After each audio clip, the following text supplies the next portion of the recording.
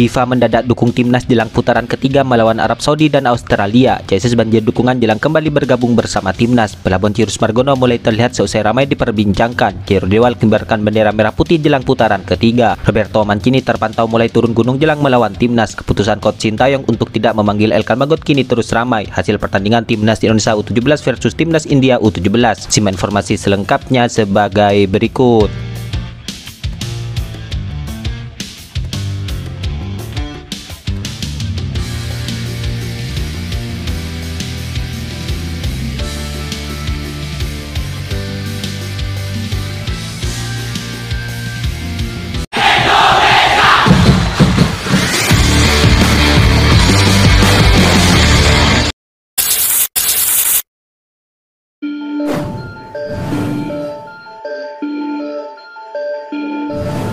Pecinta sepak bola Indonesia kini disebut merasa heran dengan keputusan coach Sintayong yang lebih memilih Wahyu Prasetyo daripada Elkan Bagot untuk putaran ketiga ini. Pasalnya secara kualitas dan pengalaman keduanya dianggap tidak sama. Ya, seperti diketahui, timnas Indonesia asuhan coach Sintayong dalam waktu dekat ini akan melakoni babak ketiga.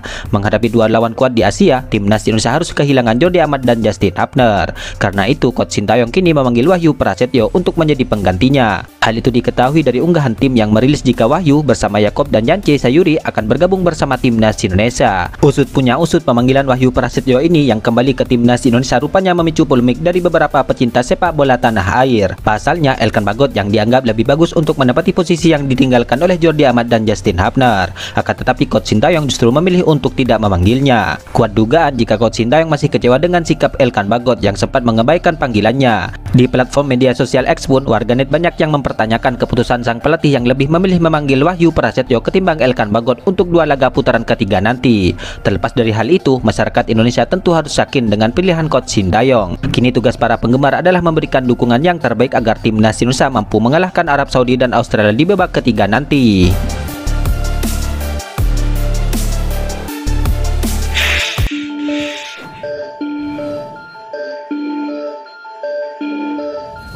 Pelatih Arab Saudi yaitu Roberto Mancini diketahui kini sudah mulai bersiap jelang melawan timnas Indonesia di putaran ketiga nanti. Ya, diketahui Arab Saudi akan menjadi lawan pertama timnas Indonesia. Roberto Mancini tentu mengincar poin penuh saat menjamu tim asuhan coach Sintayong itu. Terbaru dalam laporan akun X Saudi NT, Roberto Mancini kini sudah bergerak memulai persiapan, di mana ia memantau pertandingan di Liga Arab Saudi yang baru memasuki laga perdana. Dalam kesempatan itu, Roberto Mancini menyaksikan laga Al-Sabab kontra Al-Ittifaq pada minggu kemarin. Jika mengacu pada Juni 2024 yang lalu, ada beberapa pemain Al-Sabab yang mendapatkan panggilan dari Roberto Mancini. Dalam hal ini, bukan tidak mungkin mantan pelatih Manchester City itu bisa memanggil nama baru untuk melawan timnas Indonesia. Melihat langkah ini, Roberto Mancini sudah mulai bergerak mempersiapkan taktik untuk menghadapi timnas Indonesia di putaran ketiga nanti.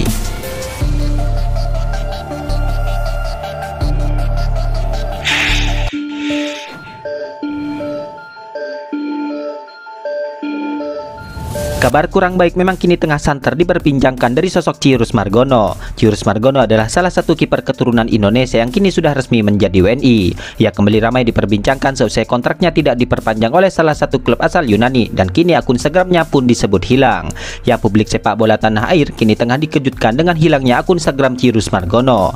Hilangnya akun Instagram Cirus Margono ini terjadi di saat sang pemain berstatus tanpa klub dan belum dipanggil oleh timnas Indonesia. Ya, kontrak Cirus Margono bersama klub kasta kedua Liga Yunani itu diketahui selesai sejak 1 Juli 2024 yang lalu dan hingga saat ini statusnya masih tanpa klub. Sementara itu, Cirus Margono sudah menjadi WNI secara mandiri tanpa adanya cawe-cawe dari PSSI, namun sosoknya sama sekali kini tidak dilirik oleh coach Sintayong. Bicara soal karir sepak bolanya, karir klub Cirus Margono tentu saat ini lebih penting karena hal itu akan berdampak panjang termasuk di level timnas nantinya. Akan tetapi, klub mana yang akan menjadi tujuan baru bagi pemain berusia 22 tahun itu, hal ini masih terus menjadi teka-teki. Klub-klub dari 3 liga berbeda ini disebut bisa menjadi alternatif. Yang pertama adalah klub Liga Amerika. Pertanyaannya, mengapa kompetisi Amerika bisa menjadi tujuan Cirus? Ya, hal ini tentu berdasarkan latar belakang sang pemain yang lahir di Mount Kisco, New York. Cirus Margono dan agennya tentu bisa mendapatkan klub dengan mudah di tanah kelahiran sang pemain. Yang kedua adalah klub Liga Yunani. Ya, klub Liga Yunani selain mantan klubnya itu, klub ini tentu harus disesuaikan dengan level Cirus Margono saat ini. Karena itu akan berpengaruh dengan jumlah permainan yang nantinya akan didapat. Hal itu tidak seperti yang sebelum-sebelumnya. Dunia, di mana Cyrus Margono harus mendapatkan jam bermain lebih dari itu. Tentu hal ini tidak hanya menjadi tugas sang agen, akan tetapi juga bagi pemain itu sendiri. Yang ketiga adalah klub Liga Indonesia. Status Cyrus Margono sebagai pemain abroad tentu akan mendapatkan sambutan menarik jika memutuskan untuk berkiprah di tanah air. Bukan tidak mungkin karirnya yang bisa berkembang di Liga 1 nantinya akan menarik perhatian coach Sintayong.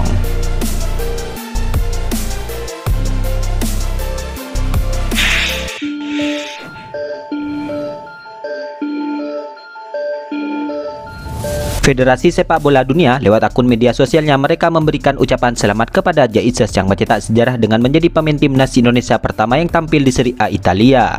Ya, Jesus tampil sebagai starter ketika Venezia mengimbangi tuan rumah Fiorentina dalam laga kedua di Serie A Italia pada Minggu malam kemarin.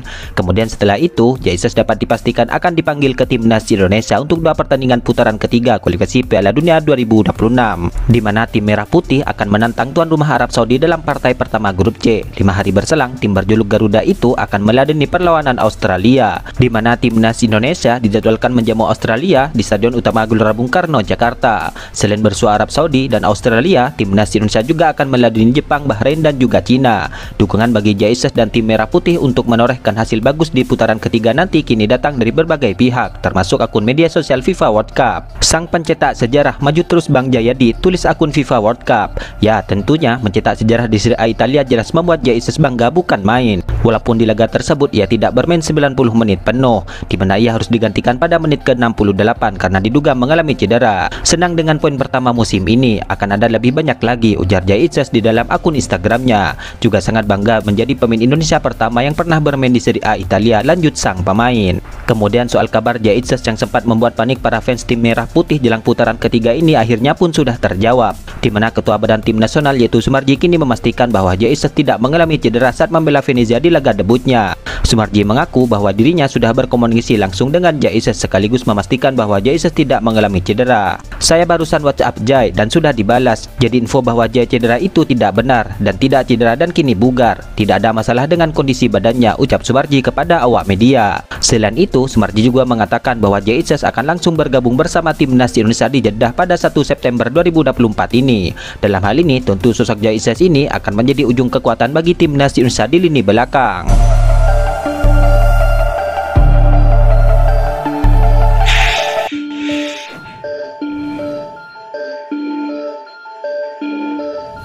Gelandang bertahan milik klub kasta teratas di Liga Belgia yaitu Jairo Dewal kini mulai memasang bendera Indonesia di bio Instagram pribadinya. Dipantau Sport 11 pada Selasa pagi tadi, ex-gelandang Crystal Palace itu menyematkan bendera merah putih di bio Instagramnya tanpa embel-embel kalimat lainnya. Hal itu jelas menjadi isyarat nyata bagi Jairo yang semakin dekat untuk memperkuat timnas Indonesia. Pemain kelahiran 27 tahun itu diketahui memiliki darah Indonesia dari neneknya yang berasal dari Ambon. Keputusan Jairo memasang bendera Indonesia di profil Instagramnya itu membuat pernyataan dari PSSI perihal rencana menambah pemain keturunan mungkin akan segera jadi kenyataan. Anggota Exco PSSI yaitu Arya Celulingga sempat menjelaskan bahwa PSSI tengah memproses naturalisasi pemain keturunan di posisi bek dan gelandang. Para pemain keturunan ini diharapkan bisa mengurus berkas dan segala proses naturalisasinya pada awal September 2024 ini.